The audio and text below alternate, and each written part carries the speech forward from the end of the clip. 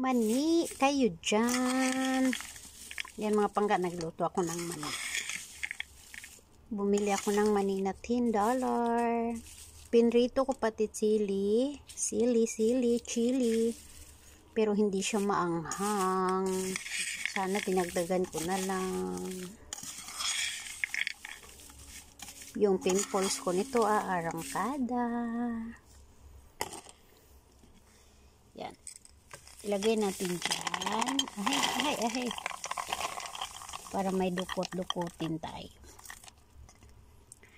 Yan. Ang mani ni Balaleng. Kasi parang natakam ako kumain ng mani. Kasi pag bibili ka ng luto na mani, yung $10, kapiranggot lang. Buti pa bumili ka ng hindi luto, tapos ikaw na magluto. Di yan ang dami. Meron pa doon natira. Hindi ko niluto lahat. Kain